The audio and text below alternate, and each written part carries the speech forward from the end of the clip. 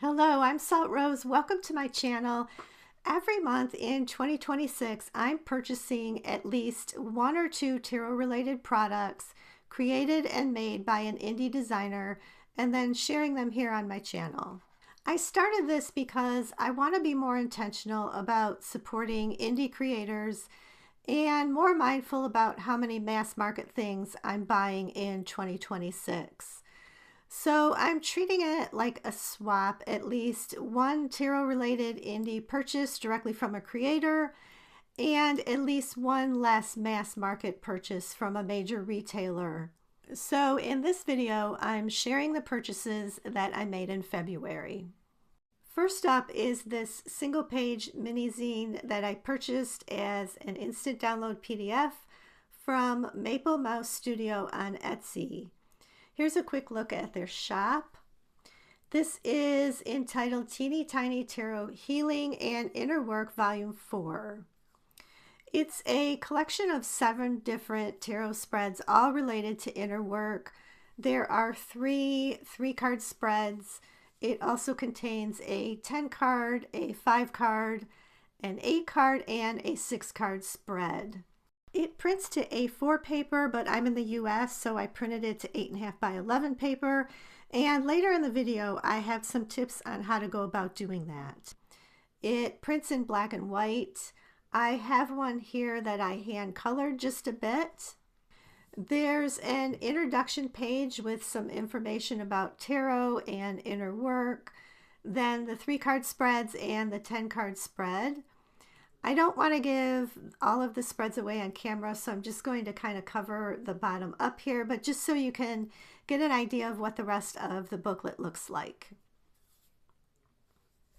I have a journal where I keep a collection of spreads from different books and other sources, and then I keep track of the cards I turned each time I do the spread.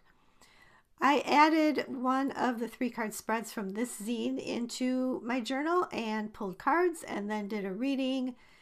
I will definitely return to this and do some of the longer spreads. It's a great addition to my growing collection of mini zines. Next, in February, I also purchased the Grand Coven Library. It's created by Magpie Zines. I purchased it from their Etsy shop. This is a cozy solo cataloging RPG or role-playing game. I'll read the back cover here. In this cozy cataloging RPG, you are a librarian, a gatherer of magic lore for the Grand Coven Library. Each day you catalog recently acquired tomes.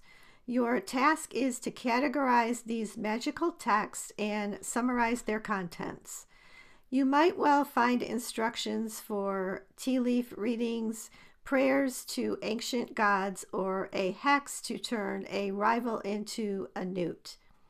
When you've finished determining the contents of each book, fill out a catalog card and add it to the official library database. And then on the inside cover is the creator's information.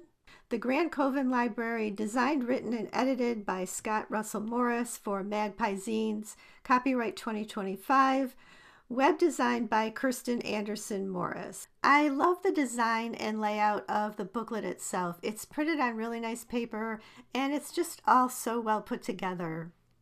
So how this works is you pull tarot cards to help determine the author as well as the type of book they wrote. And there are tables to refer to for the cards you pulled, and then you create a library catalog card for the book.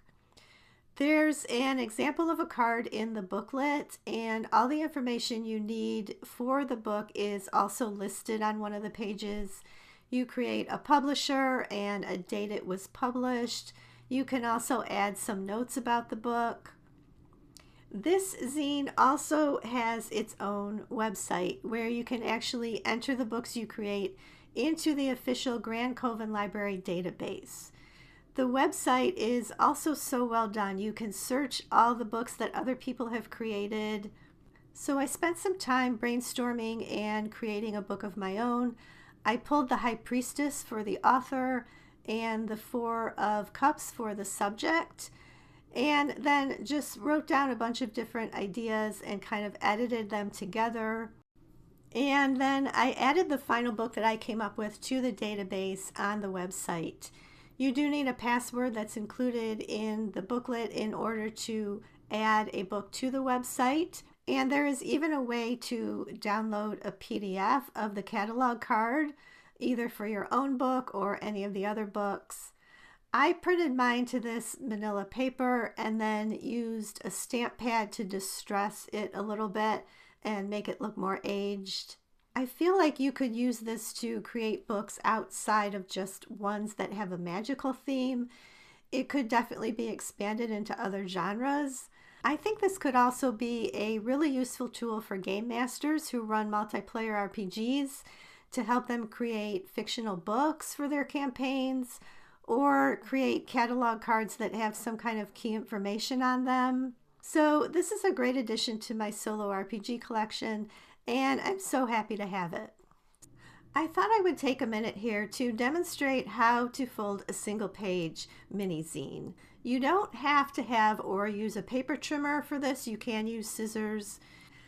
I know this is pretty common knowledge, but this is specifically for if you're printing a zine that was made for A4 paper, but you're printing it to US letter size. I find this works pretty good. You do have to experiment a little bit with your printer settings because all printers are different. I used the fit to page setting on my printer for this one, and it worked really well. To begin, you're going to first fold the paper lengthwise, hot dog style, and then trim off just about 1/4 of an inch. This makes up for US letter size being just a bit wider than A4. I find that the difference in the other direction, even though there is a difference in size again, doesn't matter that much. So I just trim a bit off the length. Next, you've already folded it hot dog style lengthwise. Now fold it hamburger style or in half widthwise. I sometimes like to double crease mine by just turning it and folding it the other way.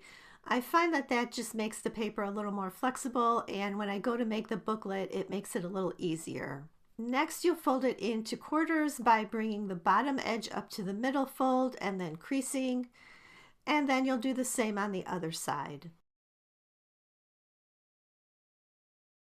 Now that you've made all the creases, it'll be divided into 8 sections. Fold the page in half hamburger style, and then you're going to cut from the creased edge halfway up to the middle crease.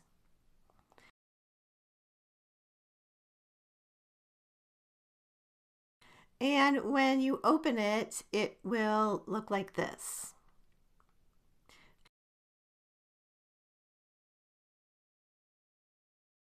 Next, with the printing on the outside, open up the middle part again. And here's how I have found makes for the neatest booklet. Line up the edges of the cover, kind of pinching them between your fingers, with the second page and then the third page, making sure to carefully line up the outer edges.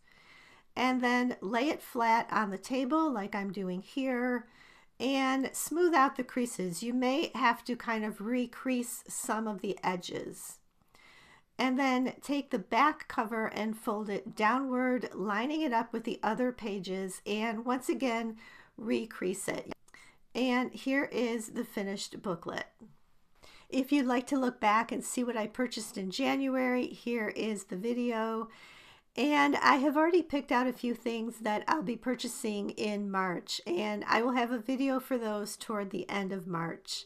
So please check back. Thanks for watching. Please subscribe, and I will be back soon with more tarot related videos.